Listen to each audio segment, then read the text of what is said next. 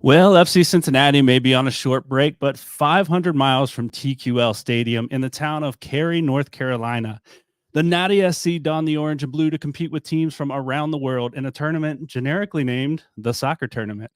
The 7-on-7 tournament was anything but generic, though, featuring the likes of Luis Nani, Sergio Aguero, Roman Wiedenfeller, Mario Balotelli, and more. And while it was the closest many of us will ever get to those icons of the sport, let's be honest, the Nati SC is the team that we cared about. But unfortunately, like the audio from the player interviews I conducted while I was there, the Nati SC failed to advance to the knockout stage for the second year in a row. And despite that disappointment, there was a lot to love about this tournament. Tonight on the special edition of Cincinnati Soccer Talk, we'll recap the TST experience and talk a little bit about the U.S. men's national team as they prepare to take on Brazil, and maybe even a few wild MLS transfer rumors. My name is Brian Biedenbach. I'll be your host for this episode, and I'm joined tonight by two of our usual suspects and a very special guest making a return appearance here on CST. First up, we have Brian Weigel. Brian, how you doing tonight? Good, pal. It's kind of weird not getting, not having too many games right now. Kind of quiet. I know we're going to go hot and heavy here shortly, but excited to talk a little Natty SC and talk with our long lost buddy coming up here. Yeah, man. I didn't feel that gap in the soccer world because I got to be at TST for a little bit and see some of those matches. So yeah, we'll talk a little bit about that, a lot about that tonight. Justin Blair, man, welcome to the show. Hey, thanks for having me, man. Like Brian said, without a lot of soccer on, I was just like deep diving into baseball this weekend. So, you don't want my baseball takes; they're terrible. I don't know anything about the sport. You've been writing a lot. You've been writing a lot about the area. Yeah. Actually, we've been getting some of the newer guys.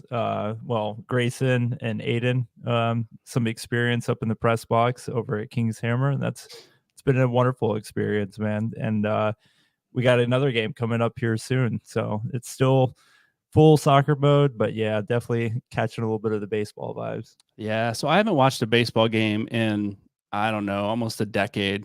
And so we flipped it on the other day, and they show the strike zone now. They probably have been doing that forever, but it was a little bit more entertaining. They got the pitch clock now, man. It's just boom, boom, boom.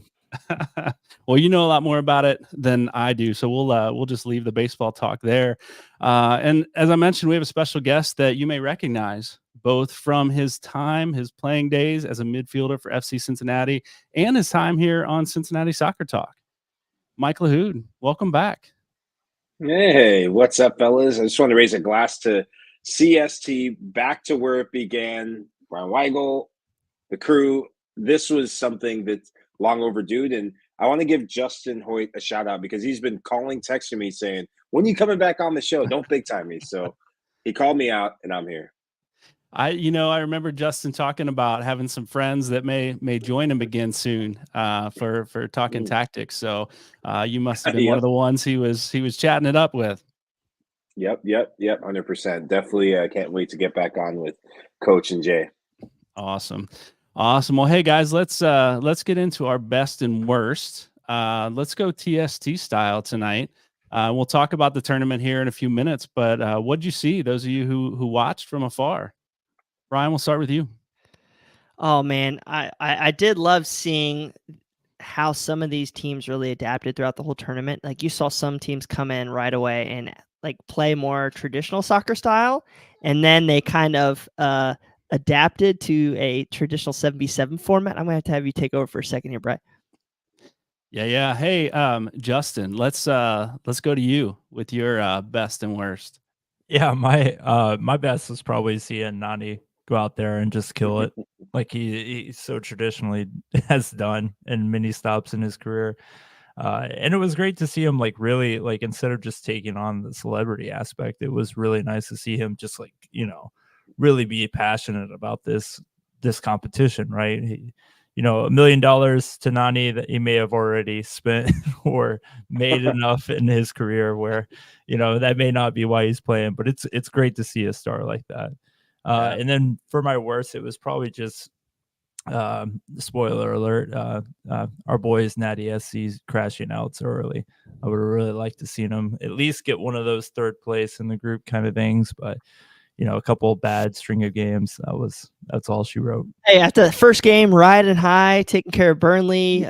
I think my favorite moment of the tournament was JJ Watt just taking out our goalkeeper. There was a lot of hope after that first match. A lot of hope. Yeah, bringing it home 100%. 7-3 in that one. Yeah. Brian, let's get back to you, man. You got distracted. I'm there all for a flustered second. now. Thank you, little birdie. Oh man.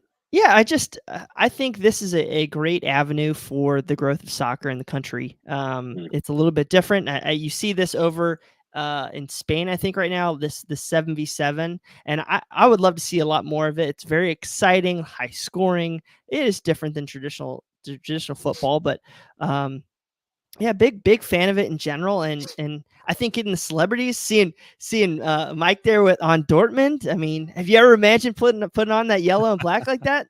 I mean, only on PlayStation or there PSP you go. or any of the systems. Yeah, yeah, it's truly amazing. But yeah, just seeing all the guys that I grew up watching playing is super special for me.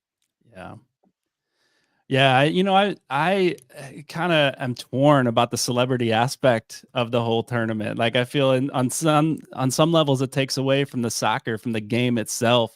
But on the other hand, it's the one reason my older son, who's not a soccer player, not a soccer fan, came to TST with me, because he's a Pat McAfee fan. So he got to see him play. He got to see his show live. And so I think it brings in a different crowd with the celebrity aspect of it. So I'm a little torn there. So, I'll roll with it. I rolled with it this weekend. And Mike, you were kind of doing double duty this weekend, which we'll talk a little bit about later. But how about your best and worst? So I want to start with the positive.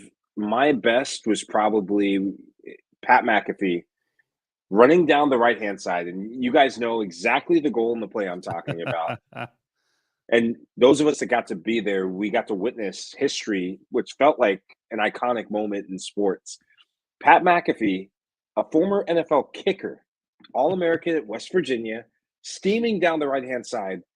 And he looks up and plants one, looking like Andrea Pirlo or Lucho Acosta. Puts it on a platter for Mike Grella, who I work with at CBS Sports, and he kung fu kicks it into the top corner, and it's still the best goal of the tournament. So that was something incredible. That people that were there, people watching at home, I thought that was the coolest thing, because you have a guy who hasn't played soccer in the longest time, but grew up playing soccer, and that's his first love. And we found that out, that he's still an avid soccer fan, and I think that's where the irony and the play on words of CONCACAF. He knows it's CONCACAF. Yeah. But it might have to change to CONCACAF, because I'd much rather watch CONCACAF as a federation than CONCACAF, and we can do another pod over that. That's the truth. The fact that he tees it up for Mike Grella, who is one of his childhood best friends. Really? And yeah, they connect on the goal. They've known each other forever. They connected in ODP, and they've been childhood best friends for years. And so just the storylines, when you have high-profile stars, whether it's Pat McAfee or teams from abroad, playing with some of their best buddies, Sergio Aguero, Nani, his team's on the final right now, that just adds another layer of just intrigue and excitement to this tournament. No doubt. That goal happened, Mike, right in front of me. I was down, thanks to Justin, got to be on the pitch next to the team, and Mike Grella jumps and kicks that ball right in front of me, and I about sank and just hid behind the boards the rest of the time. So yeah, it was pretty fantastic. How about your worst? My worst, so this is probably going to be a bit controversial, and that's why I come on the show, because I can be controversial here. Newtown Pride FC. I thought that was the worst thing that happened to TST this year. You're defending champions who played the best 7v7 I've ever seen in my life. And maybe I haven't gotten out much and seen enough 7v7, but I don't need to, because they made me a believer what we saw last year, and they were deserved winners. They played anti-football. It was almost like watching Jose Mourinho coach that team, and maybe their coach has gotten soccer tips from Jose Mourinho as of late, but it just ruined everything about the game. And people were booing them, and I was booing them in the booth. And don't tell my producer that, but I was booing them in the booth. And it rubbed me the wrong way because TST is all about getting the fans going. It's for the fans. It's for the people. It's entertaining. It's fast paced. There's lots of goals. It's end to end. And I just felt like Newtown Pride FC was playing to the rules. And I was so happy, and I thought it was poetic justice that they lost in the semifinal. It would have been criminal if they won back-to-back championships and $1 million, I should say, playing that way. Yeah. It threw me for a second there. I was thinking they won their semifinal and they lost to La Bombonera. Was that, or they lost to Nani? Nani. They lost to Nani. That's right. It got down to 2v2 on that one. Right. Yeah. That's a team I didn't get to catch any of their games. I was off running around, doing other things, watching other games and running around with my boys. So, which brings me to my best and worst, man. The fan experience at this tournament to actually be there was off the charts phenomenal, I thought. Again, for my son, who's not a soccer fan, to want to be there and to enjoy himself because of everything that was going on was fantastic. To my younger son, who is a soccer fanatic, and he won a juggling contest and got a Giuseppe Rossi signed jersey and a photo with him. He won another, the little passing game with the circle that you got to pass the ball to the lights, whatever. He won that at one time, got another jersey there. So he comes home, he's like, I paid for my ticket with all the free stuff that I got.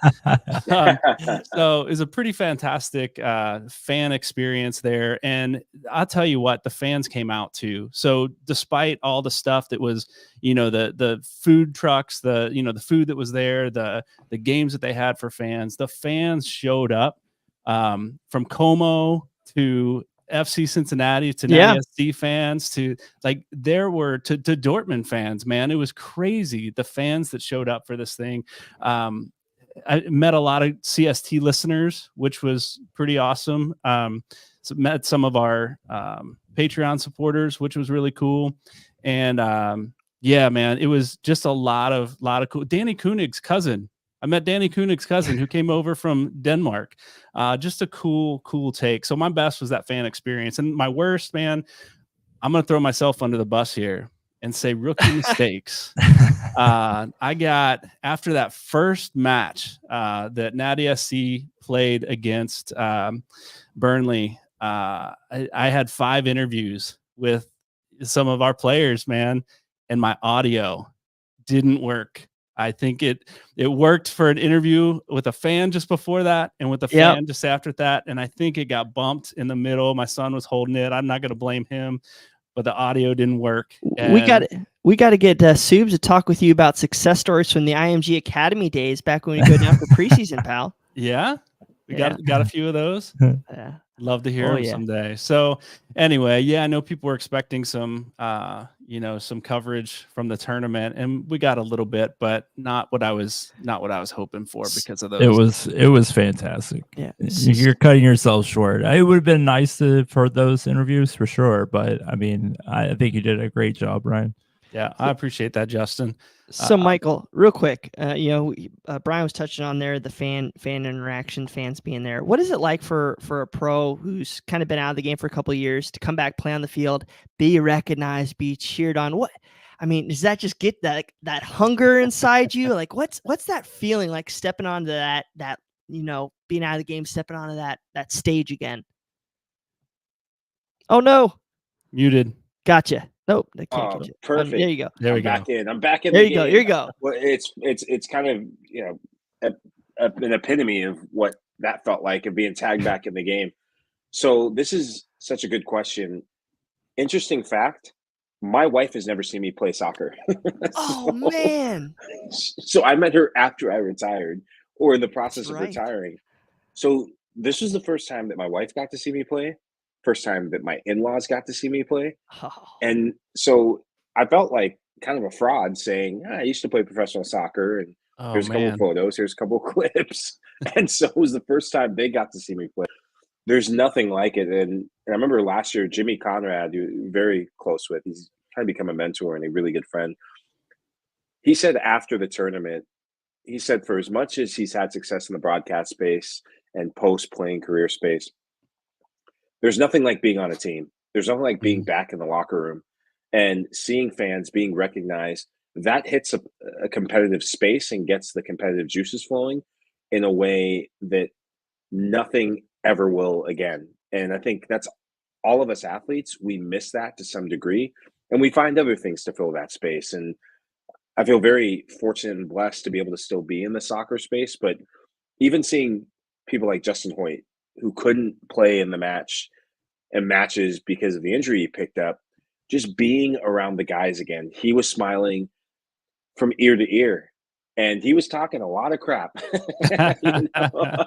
he talked a lot of crap to me even in practice. Nati SC was practicing up on one field, we were practicing on the other, but it felt good being back with the boys and just being back in. It's almost like a tribal code that we live by as soccer players, where you're just back in it, you know. And my body, on the other hand, is saying, yeah, don't do that again for a while. I wanna get into that experience a little bit more in a little bit, Mike, because you got a lot of good minutes playing for Dortmund. I'm guessing one of the younger guys on the team out there. You were subbing in a lot and playing a lot of that match. So I imagine you're a little bit worn down if you haven't played in a while. Oh man, I was today. Was sitting down. We were having kind of our last meal going into the finals, and one of the assistant coaches' name is Zach Kennedy. He's, works for BVB America out in Dallas for their club there. And he asked really good questions, very curious guy. He goes, what's some of your takeaways from this that you would bring into next year if you played again? And without even flinching, I said, I'm going to hire a trainer. Like, that's getting in shape and seeing the fitness capacity that a lot of these younger players have. I think as athletes, we take for granted how fit we were in our playing days. The demand. I remember playing at Nippert, and there was a game that still stuck in my head. We played Minnesota United in the US Open Cup, and it went to penalties. And we didn't win the game, but I remember going in the locker room, and my GPS said that I ran 14 miles that day. Wow. And I wasn't even I was tired, but my mindset was, I'm tired, but I'm not exhausted, because the bigger game now is on the weekend, where I know I'm going to have to play 90 minutes, and my body can handle that, playing 3 games a week on a bigger field with high stakes. And so shout out to all the old guys and the OGs that came in shape and could hang, because that's a big learning curve for me. Yeah.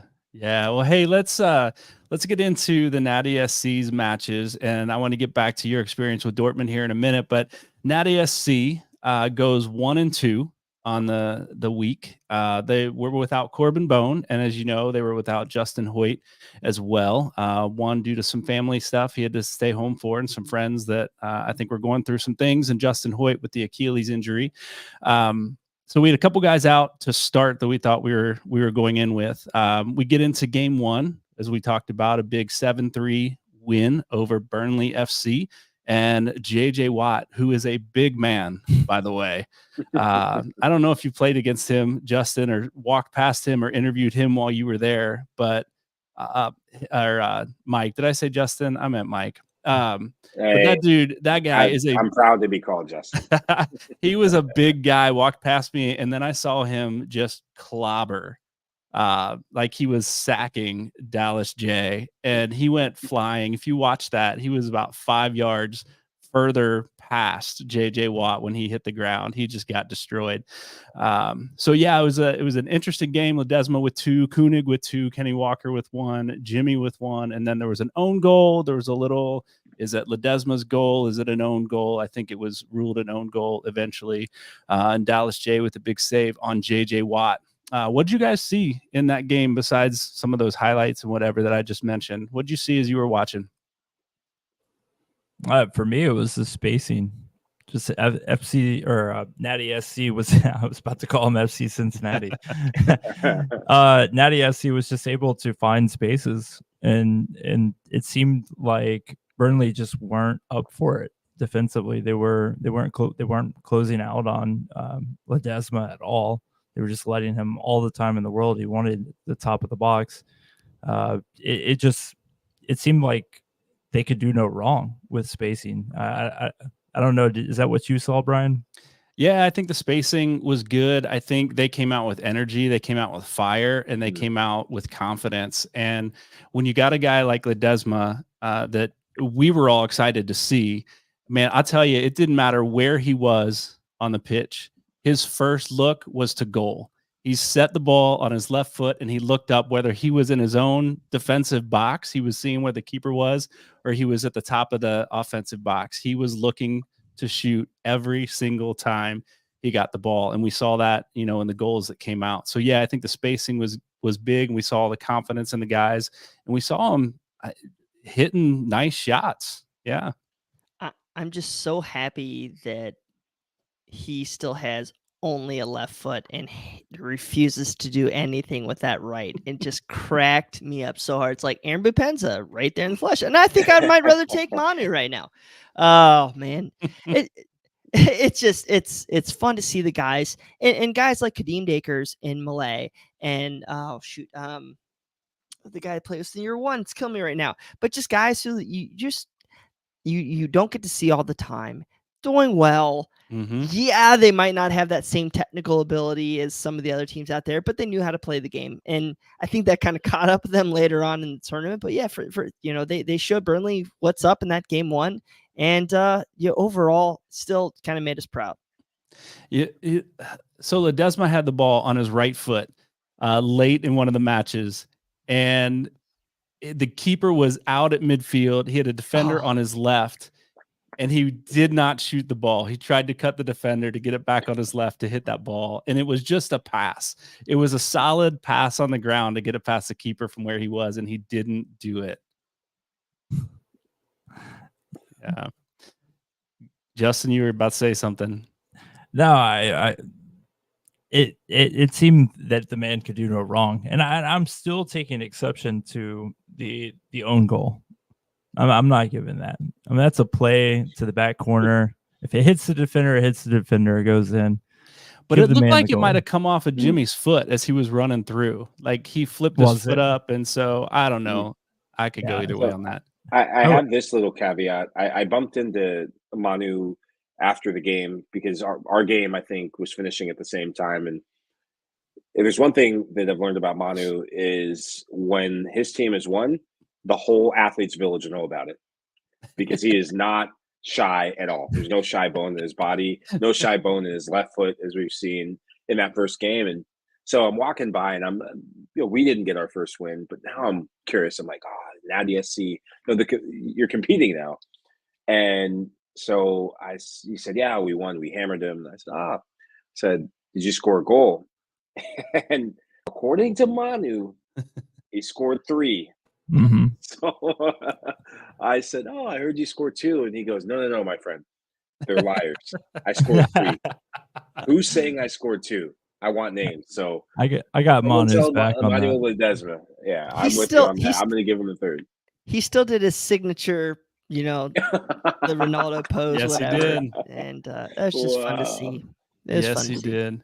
Yeah, and he was great, man. I got to talk to the guys after that match when everybody was flying high off of that win, and he was just fun to talk to. And Danny Koenig and Dallas J and Jimmy and Kenny got to talk to all those guys, and they were just, man, it was so fun. I will say this on behalf of Kenny Walker, I got a chance to talk to him, and I said, "Hey, I'm Brian. I'm with Cincinnati Soccer Talk. Have you ever been interviewed by Cincinnati?" And he just laughed. He goes, "No, they normally got Jimmy." And just kind of laughed it off. But so he was like, all right, I'll do my first interview with CST. So, but that was fun. My son here's a funny story. My son got a photo with Ledesma, has been his player that he's looked up to. He's a left-footed midfielder himself. Got a picture at Nippert Stadium and showed Ledesma that, I got this picture. I'd like to get another one with you. Well, the only one he got, Ledesma's eyes were closed. And he was like, Dad, I got to get another picture. Can we try again? And so the last match, he walked up and he was asking, he's like, Dad, can you help me? And I was like, he's right there talking to all the fans. Just ask him. And he goes, I don't want to tell him his eyes were closed and he messed up the picture.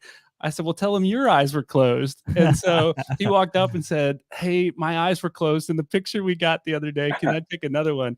And the whole time Manu's like, are your eyes open? Are your eyes open? Make sure your eyes are open.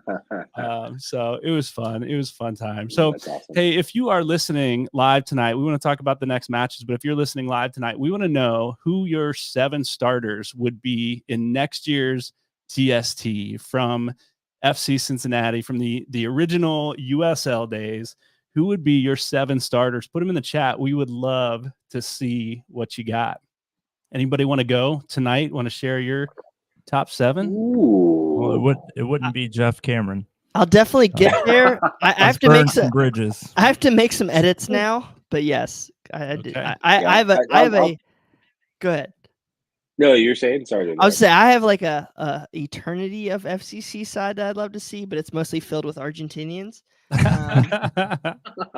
4 of them to be exact. I just struggle like what forward, because I want like a big body forward there, and I'm just really struggling there with what I would do. GB Paul. Yeah, that's an easy call out, but I don't know. It's like Sean. Do I want to do Sean? Do I want to do JB? I don't know. So Adi came in as a USL. No. I was gonna say I think we can all rule out Fernando Adi. Let's kick him into the Ohio River and just rule him out. What's that guy that came in? Oh, I'm gonna kill myself right now. What is his name? Came in the end of the 3rd season from some big club that he was a fullback. Pa. Yeah, Pa Kanate. We'll see, because you need some Sweden. you need some pacey wingbacks. We'll see what happens. Yeah, Pa Kanate from Sweden. Oh man. Yeah. All right, we'll give you some time. He had the best 6 months of any footballer I've ever known. Oh, I bet he did. And then, yeah, he was playing at Malmo and played it against Juventus in the Champions League before we got him. Played in the group stages, and somehow we got him, and somehow we got the wrong guy. So, sorry, Bob, but you know how it went. Well, we'll give you guys some time on those 7. Let's get into the second game. Was a big 6-1 loss to Concagua. Pat McAfee, Jeff Cameron, and Breck Shea played in that game. We got Ledesma with the goal, which was pretty incredible in and of itself. We had the goal from Mike Grella that we already talked about. And then we have a big wrestling move, MMA fight between Breck Shea and Manu at on the right side of the pitch. What did you guys see in that game? Just when I thought Breck Shea's name would just never come back in my ears ever again. I mean, the guy is just like a comic book villain for FC Cincinnati. So no doubt. Let's I mean, it's clearly, I mean, he got a yellow for it, right? But there should have been a little bit more into that given the tournament rules and stuff like that. So that kind of sucked, but I don't think it was going to change the result at that stage of the match. So, Mike, you said you were covering that game. That might have been the first one you covered. Were you on that sideline? Was that close to where you were in your coverage? No, it wasn't. I think the hard thing about where the broadcast booth is at WakeMed Park, it's at midfield like most broadcast booths are, but the way that the fields are for the soccer tournament, it's really hard to see anything of detail on that far side where the benches are on, was it field 1 on the left or field 2? I forgot. Yeah. But the side closest to the scoreboard. So all we heard was just commotion and people getting intense. And then we had to do a replay. So I didn't get to go look at it. Yeah. No, I had a close up. I should have shared it. We could show it on the show. He got his arm around Manu's face, pulled his face, elbowed him in the back of the head, and then got frustrated and flipped him over his leg. It was intense. It was intense, and walked away just like a giant. That dude is big, by the way. Mike, you've played against him, I imagine. He is a big dude. He's deceptively tall for how fast he is, for how smooth he is, and he's one-dimensional in terms of get it, shoot it with his left foot. He's probably like 6'2", wiry, full-on bleach blonde haired Texan, and when he wants to, he's got that savage in him, and Yeah. it's like the dark arts of Breck Shea still in there. I've known him since I think he was 16 years old. Is that I'm right? Yeah. He's always been a Cincinnati killer. I'm just mad that team they didn't make them wear jorts in his honor, because those photos, his modeling days. Oh, Shoot. man. And so Jeff Cameron took the field for Concafa as well. Justin, there's no love lost there. Doesn't No. sound like. No, that bridge is burned at this point. That's 2 tournaments now that he's laced it up on the other side. So, no, yeah, I mean, Jeff Cameron, I liked him being here. I think he was a vocal leader on this team. I think that his legs had kind of seen it past its prime. Mm-hmm. But yeah, he's done. You go in there and beat our boys at Nati SC. You're not pulling any swords around here. He is a mean-looking guy from a distance. I just watching him on the field for FC Cincinnati, but up close and personal, I felt like I had to brace. Like, he looked like he's going to punch you in the face no matter who you are. You say anything. He is a mean, tough-looking dude. It's that stare too. It is. It's like the soul-piercing stare that he's a funny guy though. He's actually a really nice person when you talk to him, but yeah, drives me nuts that Jeff Cameron had to join the dark side with Breck Shea and buddy it up and beat us again. Yeah. So we talked a little bit about McAfee out there, looking better than we anticipated. He got hurt in that game, I believe. I think he said on a free kick that he took. I think it was the next game that he was got it hurt. the next game? Okay. Yeah, the Burnley game. Yeah. Yeah. No, he sat out the Burnley game. I think it was the end of because that was their second game. I think he played the Burnley game. It was just the first game out of group stage that he had to sit out. Oh, that's right. You're right. You're right. They advanced. I forgot that. They advanced. Yeah. So he goes out with that injury.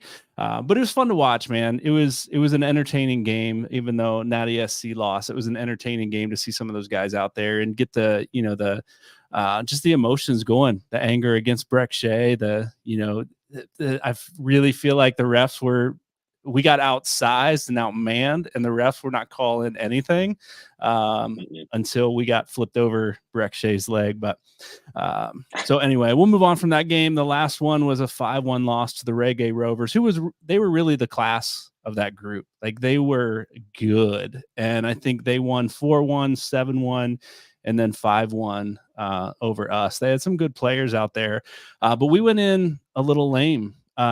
With Dallas J took an injury in the game before. I talked to him after that game, and I think it was in warm-ups in the Concafa game. He said it was a minute before kickoff, and he did something to his knee, and he was nursing an LCL injury, so he was out. Mike Malay stepped into the net for him and played his heart out there, and Jimmy didn't play the first half of that game. So we were down some players against the best team in the group and came out with a 5-1 loss there. Yeah, it's tough because having been in the tournament and been on a team that our fortunes were reversed, where we didn't win our first game, we win our second, and we need a result in the last one. The worst thing you could get is to play the best team in your group, right? Who have a point to prove. And for us, it was dueling for Lincoln, playing for a cause, and so their point was something bigger than themselves. Reggae Rovers, I thought that if they got to a final, they were going to win the whole thing. And they were the dark horse of the team. They were badass. They were mean, they were lean, and they were the fighting machine. And so I felt for Nati SC that's who they had to go up against to get that third place berth. And it just somehow that's how the cookie crumbles.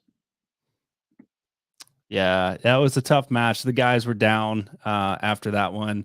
I did get a chance. They did. I say this, for as much as they were, hurting coming off the field physically and mentally, just down. They greeted the fans. They spent time. They were there for a long time afterwards, talking to fans. And I'll tell you what, there was a group of fans there that had some old USL banners and paintings and stuff of the guys. Like, it was super cool just to see, kind of relive those days. And they pulled them out for that last match, trying to cheer the guys on and get them going. But yeah, it was a sad way to go out, but the guys, again, so gracious with fans, so gracious afterwards, and signing autographs, giving hugs, talking to players and fans, and it was pretty fantastic. So hey, I want to get into, Mike, your experience a little bit, but I did get a chance. I'll say this too.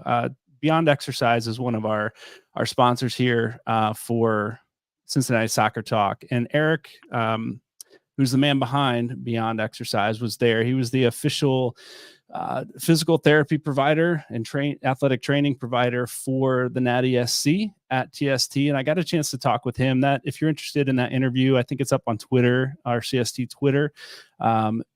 Great guy. I saw him. He called me over to the training pitch to have a little chat. And the whole time, I didn't think we were going to get a chance to talk, because he's over there stretching out Ocho Cinco, and he's getting Mike ready to go in the goal, and he's taping up someone else. And but man, it provides just a lot of good therapy and just preparation for the guys. Mike, you talked about getting a trainer. Eric Oliver at Beyond Exercise may be the guy you're looking for. So Eric, great talking with you, and thanks for what you do for the show. All right, Mike, let's get into your experience a little bit. You went 1-2 as well, playing with Borussia Dortmund. You got a 2-1 win over FC Bayern, 5-2 loss to the Town, and as you mentioned, that loss to dueling with Lincoln, who was coming out to prove something. Pretty exciting win over Bayern. That's the one game I got to see the whole time. That was pretty exciting, tightly contested match there until target score time, and you guys pulled it out. What was it like to take the field with a team with such a storied history as Dortmund in the Bundesliga, as well as a fan base here in the United States that just gets behind this team? I felt like we had this sense of pressure that probably no one else had, mostly because the Champions League final had just finished up. And so the expectation, I think, from the club and maybe from Dortmund fans was, well, our first team was so close to getting it done. You guys probably better get it done. And so a lot of the former players and the Dortmund legends, they all went to London before TST. And so there was that bad taste in the mouth from losing to Real Madrid, which there's no shame in that. But there's that sense of pride and that sense of expectation and lofted expectation that it was a good thing in some ways, because it got you going in a way of like, oh my gosh, this feels like playing again. And I remember feeling that when I first moved to FC Cincinnati in 2018, where because of the depth of roster we had, the quality of players, and the anticipation of the club getting an MLS bid or getting an MLS expansion bid, and the anticipation of, hey, if you play well here, then there could be something bigger in the works for you in the future. It brought back memories of that. The toughest part about that was we had so many players who had never played TST before. And year 2 of TST had 2 wrinkles in it, that there were 2 new rules that they added. The first one, and this was the toughest one, was that when you have the ball in your defensive end, you can't just play the ball in the opposing box and have your strikers be in it for more than 5 seconds. And I think that's to nullify what happened last year, where Lee Trundle, Wrexham legend, Swansea legend, they dub him the Shaq of TST. He would post up in front of your goal. A ball would be passed to him. And I think he was the leading goal scorer by a country mile because of wow. And so they wanted to make you think. And I think that kind of cost us a bit. We were one of the oldest teams there. And a lot of factors, jet lag for some of the guys. But on a positive note, that Bayern game, talk about rivalry. It reminded me of when we played the Pittsburgh Riverhounds. And I remember Matt Boehner never really said much, went about his job, would come to training when he got called on. That was the most vocal I've ever heard Matt Boehner. before that match. And I don't know if I could say a swear word here, but I'm going to say a mini swear word where he said, they're not Pittsburgh. They're $HIT Berg. He's such a good boy. And I was, and our locker room just lit up. And so for the Dortmund crew, they said, it doesn't matter what we do here. Because of the weight of this jersey, we cannot lose to Bayern. And they don't. The guys don't even call them Bayern Munich. They call them the Reds. Like, they refuse to acknowledge them by their actual name. And so winning that game, celebrating in the way we did, that felt like our TST. Like, that was the moment for us. How did you, I'm curious, I was, flipping through and seeing, Mike Lahoud playing with Dortmund. How did you get connected with this team? Is there a story there? It's kind of twofold. So my college roommate, Andrew Wright, he's my best friend from college. Went to Wake Forest with him, and a bunch of my college buddies, Andrew Wright, Marcus Tracy, who's my roommate, probably my most direct roommate, Lyle Adams, and we met in New York, and we had dinner earlier this year. And as we were leaving, Drew pulls me aside and says, "Hey, are you doing anything in June?" I was like, it's January. I hope I'm going to work and mowing the lawn and, whatever people do. And so he said, well, keep your calendar open. There might be something, I want to run by you. So I was like, okay. I get this cryptic Zoom call calendar invite a few months later, and it's with this guy named Julius Everett, and Drew CC'd on it. And it says, Michael Lahoud, Borussia Dortmund, TST. And I was like, oh, crap. So Drew says, are you available to play TST? My boss wants to interview you. So we have an interview call. He's asking me questions about my knowledge of German football, the club, etc. And he was like, hey, I watched CBS Sports Golasso Network, and I couldn't help but notice that, of all people, you tend to kind of be more open to Dortmund's chances here.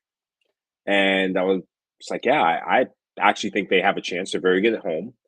And the side of the bracket they're on, they can make a run. And so didn't think anything of it. And he says, hey, we'll be in touch. So I go to work the next day, and I don't know if it was subconscious, but Dortmund are playing Atletico, and I make the bold prediction that they're going to win. And apparently he liked that. So, and it helps that they won. And you were right. Yeah. And from a personal note, my boss loved that I was right. So it was just the confluence of all these things happening at the same time. But it really started with my college best friend, Andrew Wright, who planted the seed and asked the question of, hey, would you make yourself available? My boss is interested in looking for someone from the U.S. who's played before, and we're looking at different people, but he's interested in your background as a player and in what you do for broadcasting. Nice. Go ahead, Justin. I think it was Brian. Oh, Brian, you had something? Were you gonna jump in? Well, I just, how do you weigh everything, like these experiences with, these guys? Like, can you leverage any of these things for your future broadcasting aspirations? Like, can you call up any of these students and say, hey, man, what you seen in training this week? That's what I'd love to know. Actually, you can. Actually, you can. So two players who, and we all had people to our network and people that you can build relationships with. But if you would have told me that at the start of the year, 6 months later, I'd be going to Cary playing for Dortmund at TST, and the two newest people in my phone are Roman Weidenfeller, who's a World Cup winner, and Felipe Santana, who's a Champions League finalist and was a big part of their run to that 2013 run, who has a really close relationship with Jurgen Klopp. I would have said, pour me some more red wine that's in my cup. And here we are. And so those two guys for the upcoming Euros, Roman, we interviewed him for CBS Sports for our network. just to get his take on TST, he pulls me aside and he was like, "Hey, if you need anything for the Euros, I'm your guy." Felipe Santana, as we're leaving to go to the airport, "Nice to meet you. It was great hanging out. If you need to know anything for Brazil, I'm your guy for Copa America. And whenever you're in Brazil, call me up and we'll have a good time." I will definitely take both of them up on those call ups. Most likely Felipe for the good time. There you go. It can go both ways, though. You can go, "Hey, man, I know this really good goalkeeper, Roman Celentano, would be great as a keeper over there From for one you." Roman to another, from one Roman to 20 another. 20 million be a great sell. Great buy. Yeah. Oh, So that's my awesome. take, Yeah, so my take from all that, Mike, just the connections that you had with your college roommate got you to Borussia Dortmund because the way you celebrated them and their chances. I'm hearing, Brian, you got a chance, man. You celebrate FC Cincinnati right. You make the right calls in the playoffs. You might get your chance to take the pitch. No. You gotta figure that one out. Gotta do a celebrity shot or something on the next year. Oh man. Well, I hey, this is like the one thing I was thinking about, like, this is for Natty SC, but having our fans go out there and chanting, but then seeing the tifos and the two poles with Jimmy's face, and I just can't imagine like what his family thinks, or you're talking about your wife and her family, or what you go out there and you say, "Golly, they still have that affinity for me." That just I don't know how. I mean, I think I would just lose my ever loving emotional mindset seeing all that stuff. Yeah, I'll say this. I had the fortune of connecting, and I forgot her last name, so forgive me. Amy, you know who you are. She brought a tifo and a couple different stuff from our 2018 team. And she said something I'll never forget. She had all of us sign it, and she kind of found us all in the stadium complex. And as we were signing it, she turned to me and she goes, "I love this club. This club has done so much for my family and I. It means something to us. It's given us something to believe in as citizens of Cincinnati and like Cincy's a sports town." And she said, "But your 2018 team, there's something about that team that I resonated with. Unlike any other team, the supporter shield sides, because there was a character about your team. There's a belief about your team and the togetherness about your team that made me believe in the club. And it made me get into soccer. So thank you for that." Those are the moments as an athlete or a former athlete that you're humbled by, that you're blown away by, because you remember performances, you remember wins, losses, you definitely remember the celebrations after.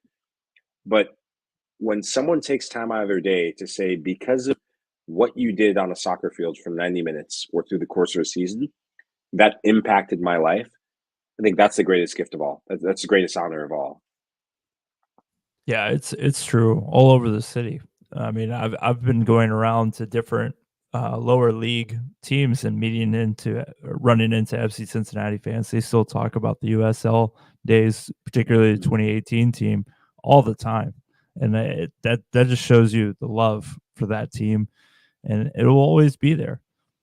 Yeah, there was something special, and I think again that was part of the fan experience. That's why so many Cincinnati fans came to watch the Natty SC, is because what they did. And there were other, Mike Lahoud and others that played for Cincinnati in those days that were playing sprinkled throughout other teams at TST, that the fans really got behind. I'll echo that sentiment, Mike. You gave the city something, the team gave the city something to get excited about, to rally around, and then we got to MLS, and it was wooden spoon, but there was still that hope because of what we had seen and what we had experienced prior to that. We knew there was more to come. And so I did get to, just on a personal note too, I got to pull Manu aside after that last game and just talk to him for just a brief moment, because my son has looked up to him since those days, and I just said, despite regardless of what you did on the field, I appreciate your passion and the way you gave to fans and the way that you cared about the young players that were there to get pictures with you and autographs with you and stuff. I said that's meant a lot to my son. It's changed the way he watches the game, and it changed his passion for the game too. And so I do think there was something special about that team and those players like yourself, Mike, that really just poured out to the city. So thank you for that.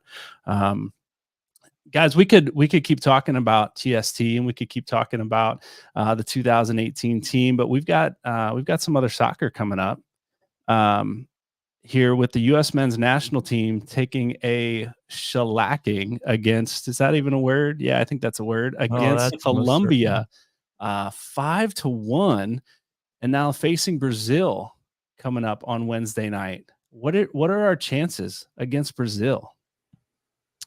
None. And I'm just being honest. I mean, it's been pretty vocal about the way the team is structured. I mean, there's not a lot of incentive of really gassing yourself with that squad. I think there's players that are passionate about the team and passionate about wearing those colors. But for me, it feels like there's a lot of playing time that goes into it that's not particularly earned. So, but Justin, none of them are MLS players. Doesn't matter. Doesn't matter who they are. It's just I'm sure Mike could speak to this. It's cool to have a coach that's like really family oriented, and we're all in this together, and we all came up through the academy together, and this, that, and such. But the results really, apart from playing some pretty impressive games against Mexico, it's just not improved. We clearly see what kind of talent we're getting over in European play. So even in MLS play, I mean, MLS has improved as well. So I just don't understand why on God's green earth we still get these kind of performances out of our team. I think that our attacking options are very limited. Our defense got absolutely blitzed by Colombia. So we'll see how much Brazil wants it.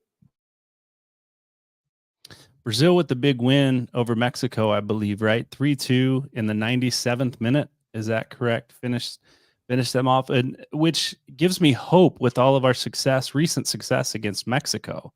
But then we pull this game against Colombia that we just looked tired. We weren't in the right spaces.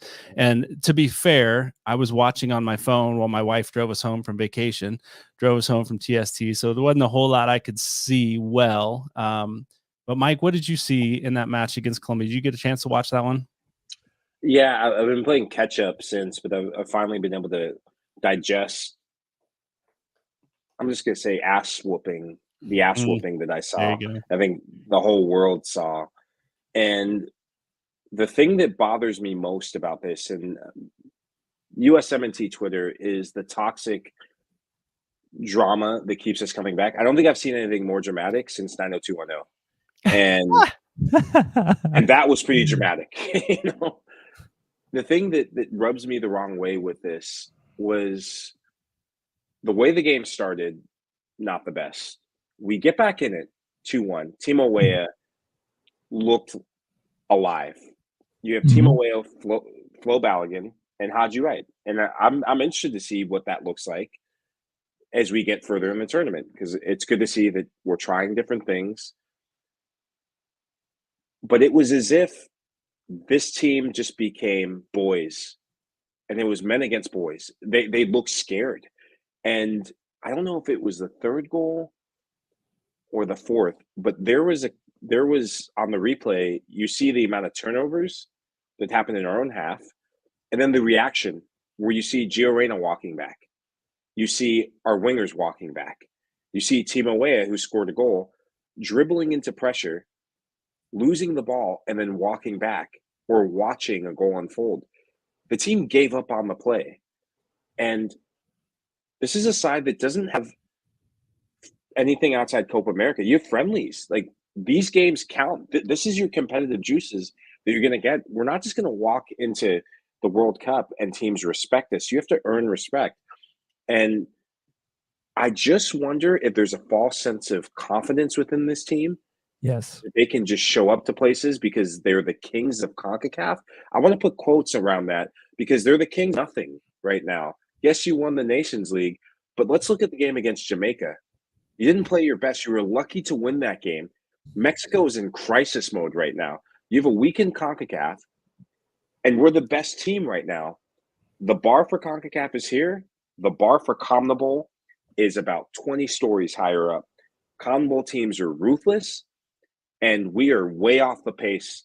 And I think it's when you have so many players that are part of the 11 that haven't been getting solid minutes, but still get starting positions. And I look at the goalkeeping position. Matt Turner is not deserving to start as a goalkeeper for the U.S. men's national team. No other national team in the world would ever start him. I argue that he should even make the roster because of how poor of a season. And it's a disservice. And maybe you put him in as a backup. Maybe that's a bit harsh. You put him in as a backup. But it's a disservice to the up-and-coming goalkeepers like Roman Celentano. Mm-hmm. And I know it's a rival, but you have Celentano, you have Patrick Schulte, who's on the Olympic team. But you have MLS players who are there for the taking. And, of course, I'm going to pick Celentano over Schulte. Yes.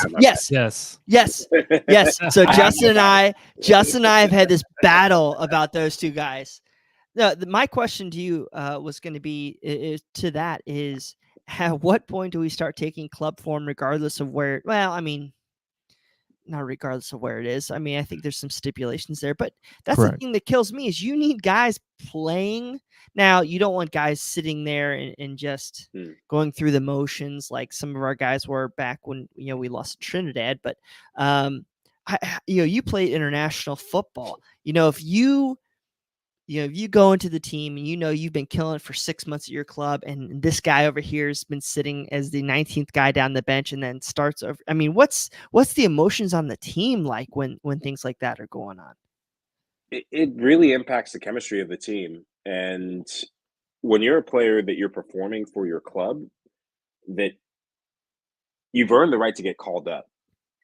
And say you're performing in training, there's that sense of what the hell? Why does this even matter? When you're going to pick Tyler Adams as your 6, who hasn't played that much minutes, who, yes, scored that amazing goal against Mexico. Mm-hmm. But if you're Johnny Cardozo, you've been playing every second. Mm-hmm. That question of what do I have to do to break into this 11? Where it's Gio Reyna, Weston McKennie, who had an amazing season with Juve, so he's a locked-in starter. Pulisic locked-in starter. Robinson locked-in starter. But I'm looking at some of the players. Christopher Lunn can play left back or right back. Leonard Maloney, his team Heidenheim qualified for Europe, and he's not even called in. He didn't even make the roster.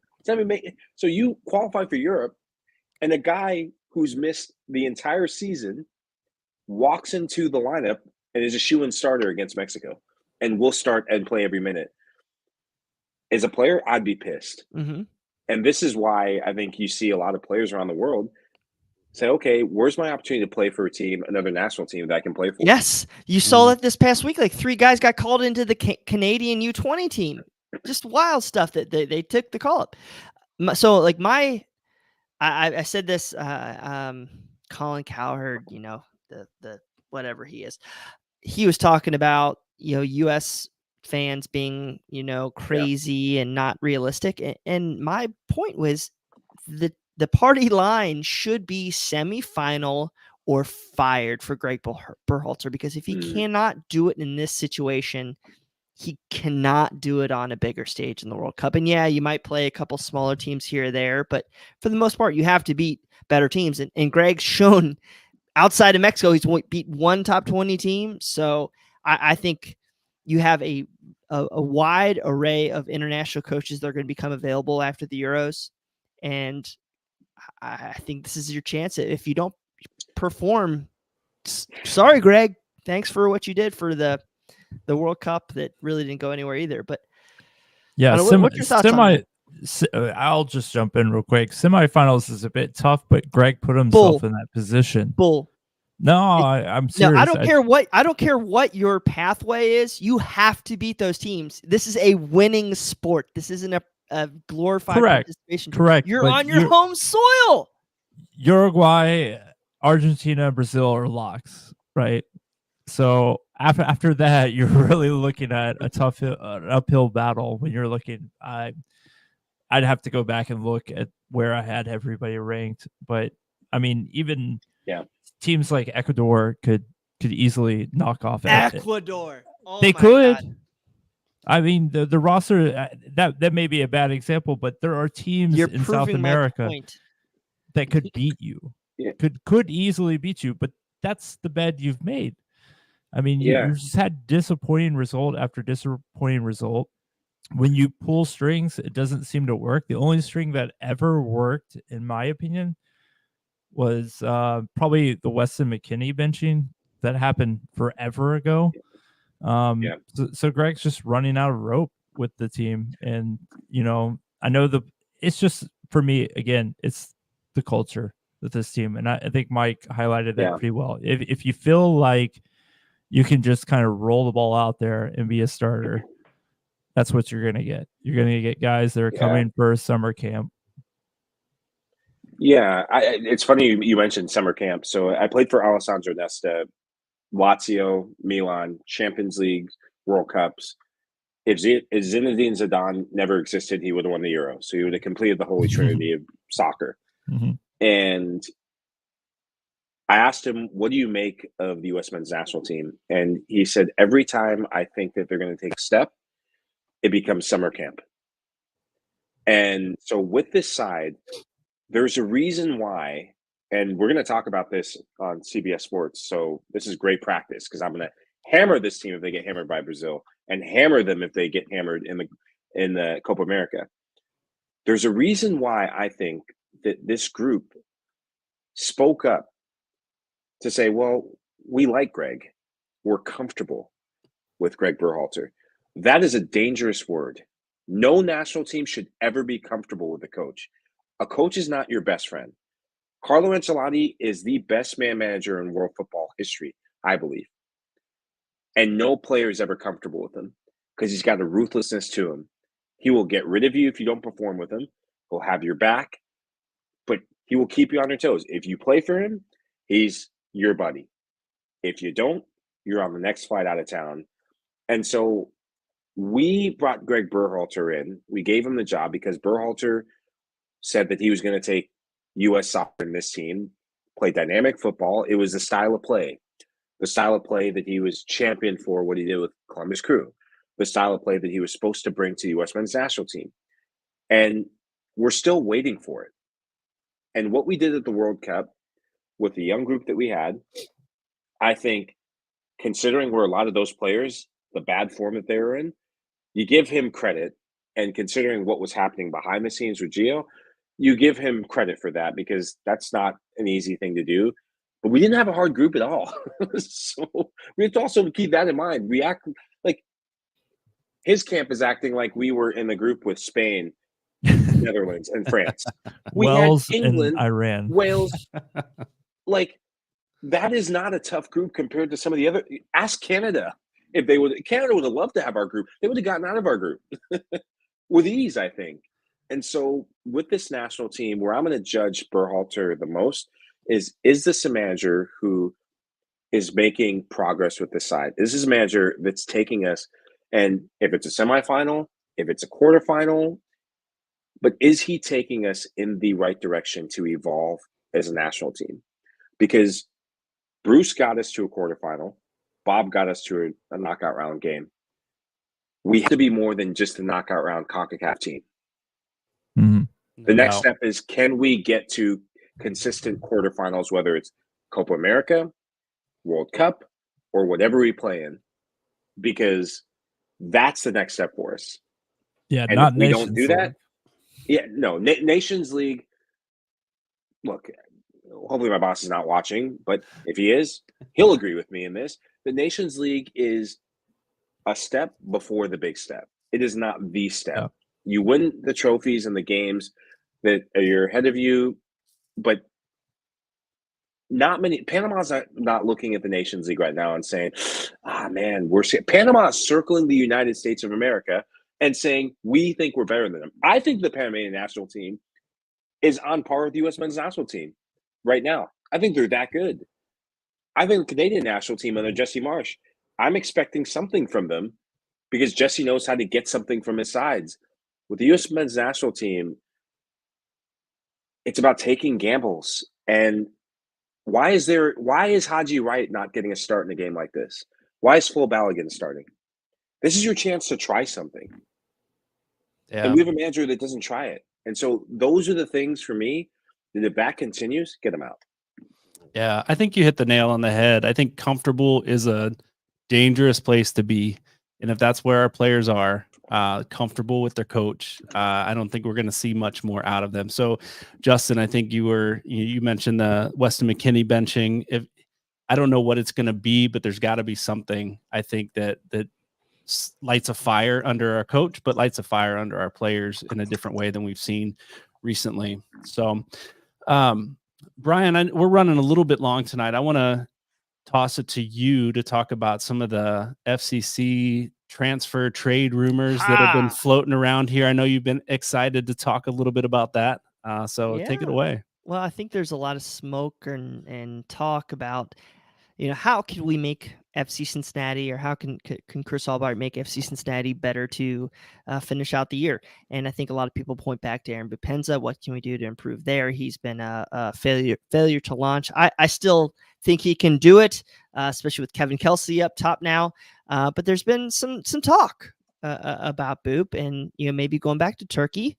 So I think there's certainly some things to see there popping up on social media. A couple unsubstantiated reports, but just watch out. I think over the next month, that wouldn't shock me if you leave. But I think that our front office is also a little bit more savvy than, hey, let's just bring in a big fish abroad to see what we can do. I think you're going to be looking maybe in the league to improve our depth situation, because we are a very short bench right now. We'll see what happens with Yakuba coming back. Is Corey Baird healthy? I know there's some concerns there. What's our fullback situation like? Can we improve those wingbacks? There's been some chatter out there with Inter Miami wanting to go after some center backs. And what I'm hearing right now is they are hard looking at an FC Cincinnati center back right now. So keep an eye out there. We'll see. There's some things going on in the back end, some blockbuster trades that are being bandied about right now. Hearing this from two different people. So we'll see what happens. So just stay tuned, FC Cincinnati fans, and buckle up if there could be some big things, because I trust everything's all right. I trust it right now. I think Miles Robinson's tremendous. I think Matt Miazga's tremendous. We'll see what happens. Yeah, Brian, I got to say, there's being there covering TST on behalf of Cincinnati Soccer Talk. People started recognizing, we got talking, whatever. And that was the number one question that I got from people is, what rumors have you heard? Is there anything floating around? You guys hear anything? And to that point, there was nothing. And by the time I left, our chat was lit up. With I got a phone call.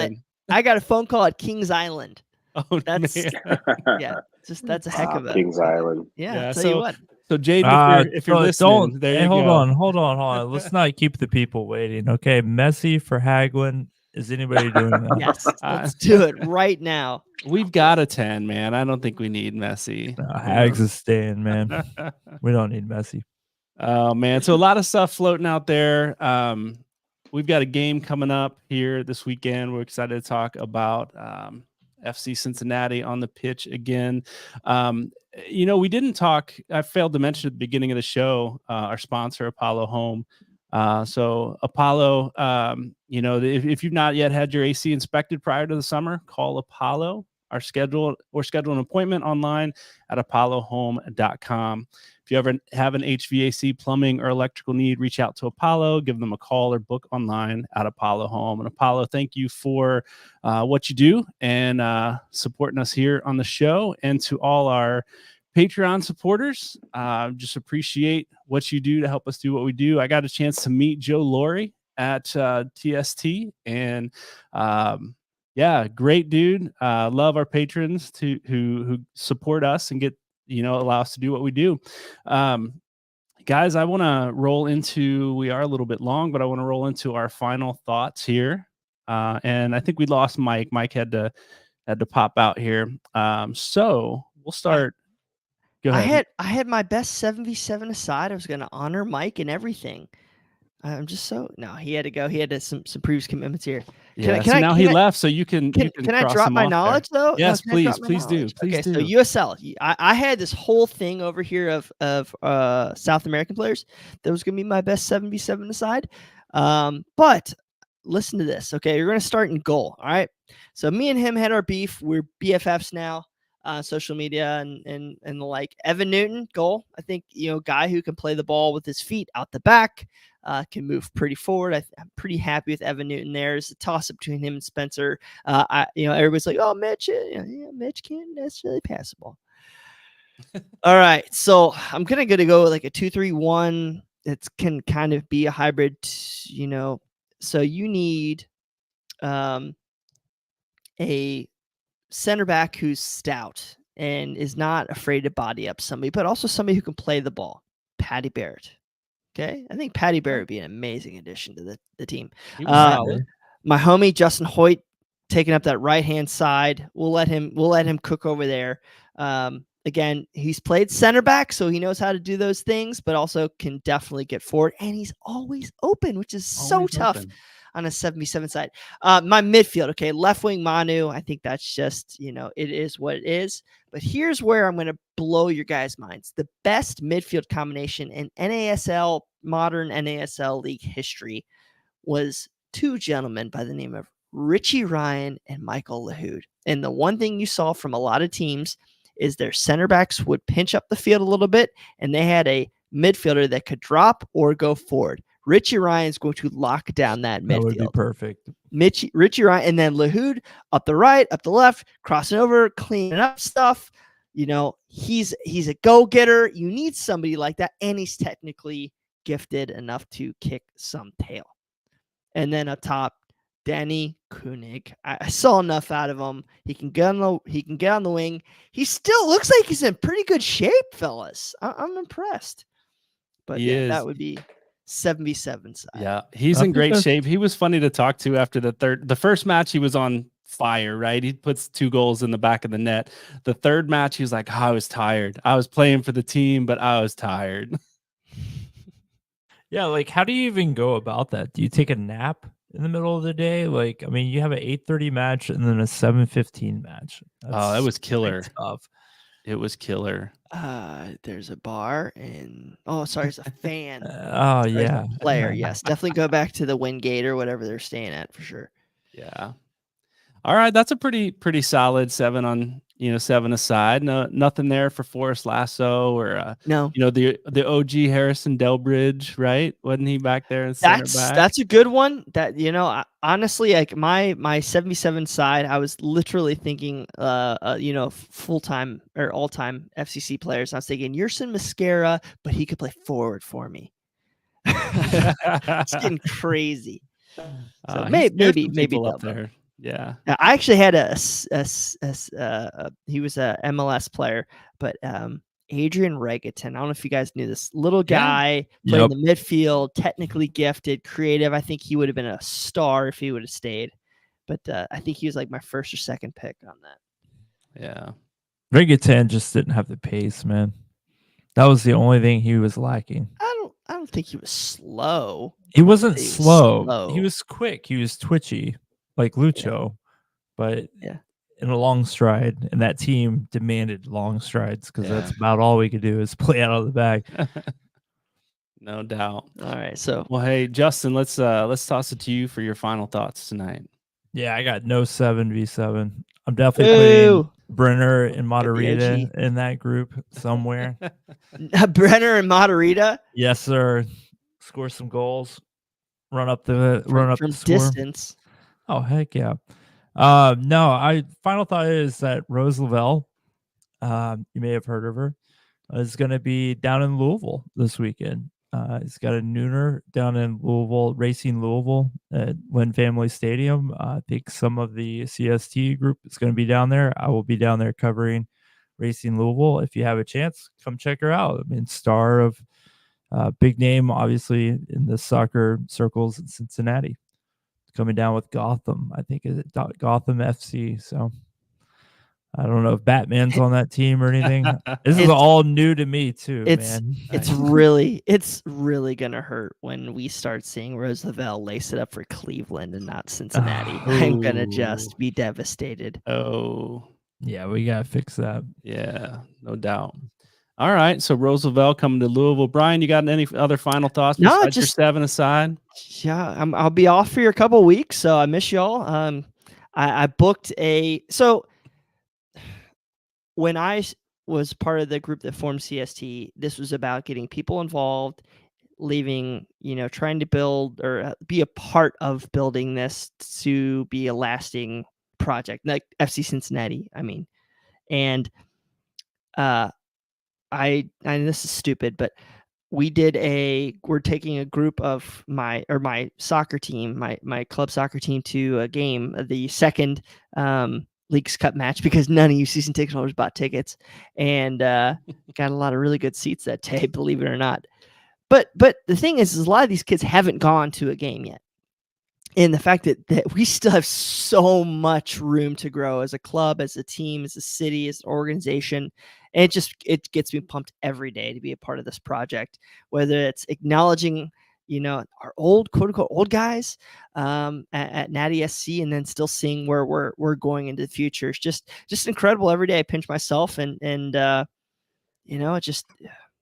it's hard to believe. And I'm glad, Mike could take his time to come and visit us. He's a great fellow, always there for us fans. And, think about, I guarantee you it cost money for all these guys to go play in this TST, or maybe revenue neutral, or they're passing up time with their family, and just appreciate them, man. Give them a shout on Twitter or social media or Instagram, whatever you guys do, and just show your appreciation. Yeah, man, it was a fun experience. We already talked about it. TST, just seeing some of the old players taking the pitch together, and for other teams like Dortmund, and we saw Victor Ulloa out there playing, and man, just a lot of fun seeing some Cincinnati players. So beyond that, we talked plenty about that. We do have a big week of soccer coming up. We got the USA versus Brazil match. We talked about tonight. For whatever that's worth, we're crossing our fingers and hoping for something there. We got the Euros beginning on Friday. FCC is back in action on Saturday. So we got a lot of soccer coming up, coming off this break. There's a lot to look forward to in the weeks to come, and who knows? Maybe we'll see another high-profile player taking the pitch for FC Cincinnati soon. We'll see. That'll do it for tonight's show. Thanks for joining us here at Cincinnati Soccer Talk. We'll see you next week.